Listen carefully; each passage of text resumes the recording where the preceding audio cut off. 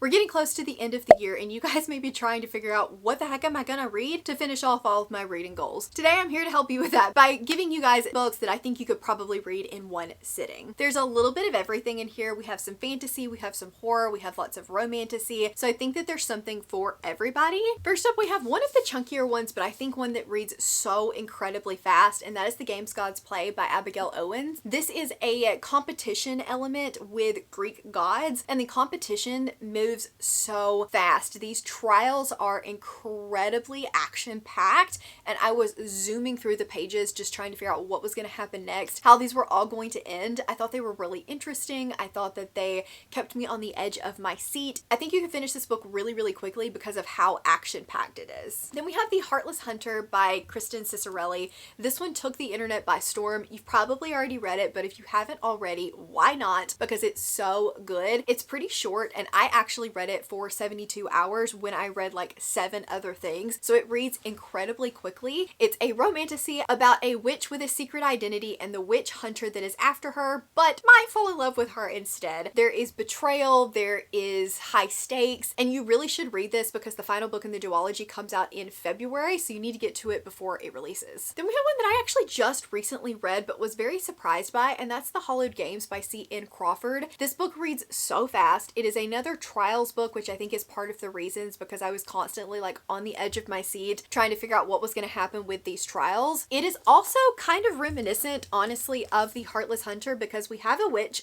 and the witch hunter, but add a few trials and a little bit more of like God's priest type thing in here. She is not able to touch anyone. Her touch is lethal. When one day she touches the Raven Lord and doesn't kill him. So she's very curious about that, but he's determined to take her in. She's going to fight in a competition that if she were to win, will be able to be given forgiveness even though she is a witch. Well, probably. I'm excited to read the second book in this. I think it just recently came out. The audiobook was really good as well, and I flew through this. Then we have Slaying the Shadow Prince by Helen Scher. This was so much fun. It is in the same world as the Blood and Steel series. You can either read it before Blood and Steel or you can read it after book 2. I read it as a prequel and really enjoyed it. It's following Drew, who is the daughter of a lord, and we also have the Knights of Thesmar that come one day that are trying to clear out the Shadow Wraiths. She ends up helping them out and learning a little bit more about Telemere, who is one of the warriors of Thesmar, than she bargained for. This is very spicy, very bantery, and has a shadow daddy and a sword-wielding mommy, and I ate up every bit of it. I cautiously recommend The Veiled Kingdom because I really didn't like the second book in the series, but this first one was so good that I can't not recommend it.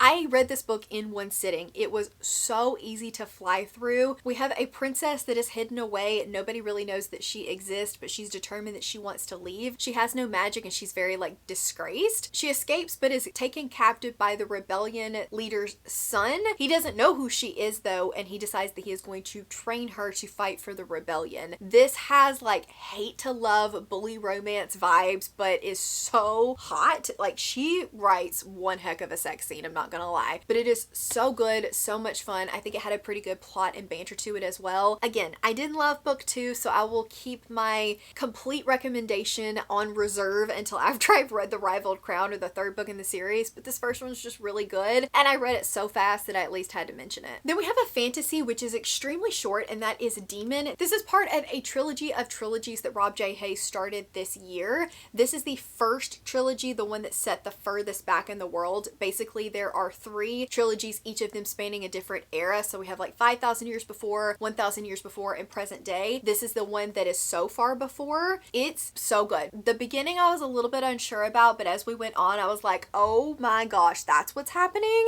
This one is following Dian, and she is never meant to lead, but then her village is attacked by demons. Her father is murdered and she is taken captive by them. They're taken as thralls to live out their days just working for the demons. And even though this book is short, it packs a serious punch. The ending had my jaw on the floor, and it reads so incredibly quickly. You can fly through this. And if you end up liking this, there are 2 more books in the other trilogies that are also very good. We have Rest Stop by Nat Cassidy, which I just recently read. This is a novella from him, and he is an auto-buy author for me. It's about a guy that is going to the hospital to check on his grandmother who recently had a stroke. He doesn't like her very much, and so he stops at this rest stop along the way, goes in, there's nobody there, decides he's gonna grab some candy, go to the bathroom, gets locked inside, and horror ensues. This gives slasher vibes while not really being a slasher book. It's very isolated setting. It does do campy, like it's very campy horror, but doesn't take itself too seriously all at the same time. Super fast read, like 120 pages. If you like Nat Cassidy, I would definitely recommend giving it a try. Then we have Bury Your Gaze by Chuck Tingle. Such a good book and reads so incredibly quickly. It's not very long, but not only is it short, but it's action-packed, and I flew through this story. It's about a horror film director, and he is told that in his very hit series, his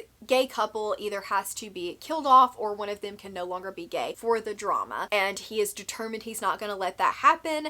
And while he is digging in his heels, creatures from his other works start coming to life and showing up around him, and it's very, very terrifying. This is a quirky story. It's got a little bit of humor, but is also very hard-hitting all at the same time. So good, so incredible. If you have not read this yet, what are you doing? 10 out of 10 amazing. And last but not least, I have The Butcher and the Blackbird. This is the bookish edition of this by Bryn Weaver. I did not think that I was going to enjoy this, but I cackled through this entire book. I also read this for 72 hours in the reading nook, and so it definitely reads very, very quickly. The audiobook is good, dual narration, but I think even without this, this is such a fun story. It's following 2 serial killers that basically make a game out of it, and they fall in love in the process. And I just thought that the banter was a lot of fun. It is a sort of friends to lovers, which not usually my thing, but because there was still really, really good banter, I had so much fun with this. Flew through it. There are going to be 2 other books in the series. Leather and Lark is already out, and then we have the last one, Something in Scythe. So I'm anxiously awaiting that to come out because I've heard it's even more unhinged than this one was. There was an ice cream scene that, like, I was on the floor. So those are the books that I recommend that you can fly through in order to meet your reading goals before the end of the year. Let me know if you have any other recommendations for super fast-paced one-sitting type reads down in the comments below. If you just want to let me know that you were here and hanging out, leave me an axe emoji for Bury Your Gaze. As always, thank you guys so very much for watching. If you want to see some of the earlier bookmas videos in case you missed them, I will leave them on the screen for you guys. Thank you so very much for watching, and I'll see you in the next one. Bye!